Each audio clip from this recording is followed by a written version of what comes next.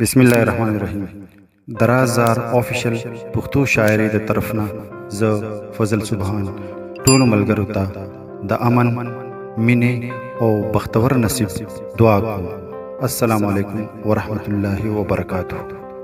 ګرانو ملګرو، هیله لرم چې تاسو به روغ جوړ یې او د ژوند په لارو کې به د کامیابۍ په لور روان یې، بریالي اوسئ. ګرانو ملګرو، هر سړی د خپل ظرف په دامان کې زمان او مکان ته ګوري. ژوند د خپل فطرت په لیکه کله سړی د شهرت پام ته وخیږي او کله یې د ګړنګونو پرې باسي.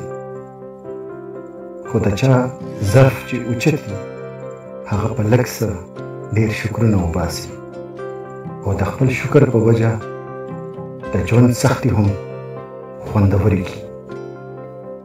داسې خلک چې د درد سره مخامخ شي نو هم خپل قیمت سیوا کړي او هم د درد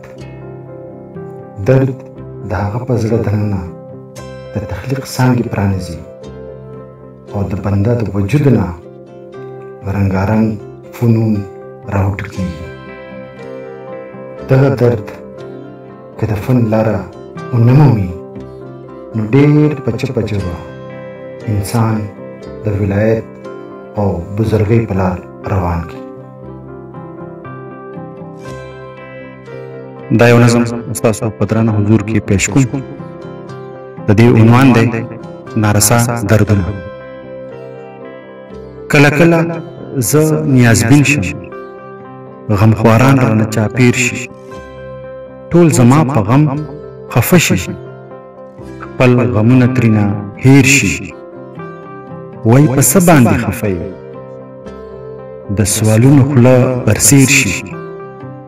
زه چې کوم له جواب ورکړم خپل سوالونو کې راګیر شي. دا دویم بند دی.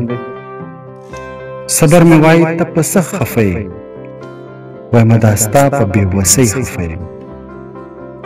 احساس مې وای تا له بیا څه وشو، وایم دا ستا په نازکۍ خفه یم. زړګی مې وای ګیلمن پسه یې، وایم دا ستا په سادګۍ خفه یم. او هوس مې وای خفه کېږي ولې، وایم دا ستا په حریصۍ خفه یم. او ضمیر مې وای پریشانی دې څه ده، وایم دا ستا په غمخوارۍ خفه یم. ګناه چې وکړم نو خیار مې کېتو، او په دار خو یمه تار په تار مې کېتو. دا اوس یو بل بند دی. اوښکې وایي مونږ یو د اوبو په بیه، زه یم د ټولو نه ارزان خو زه یم. او ښکلا وایي زه یم ضرورت د دنیا، زه وایم د حسن قدردان خو زه یم. او وخت وایي جهان کې لکه وینه ګرځم، زه وایم دا ستا د تګ جهان خو زه یم. وفا وایي ټولې تذکرې زما دي، زه وایم وفا باندې قربان خو زه یم. او حادثې وایي هېڅ دوا مې نشته، زه وایم د هر زخم درمان خو زه یم. ټولې رنګینې تماشې زما دي، جانان خو زه یم.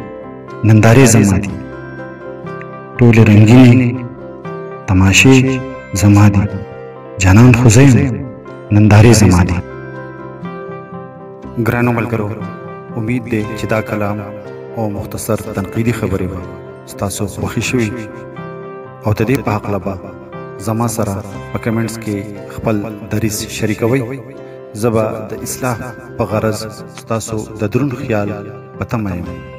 ښاد او خوشحاله اوسئ.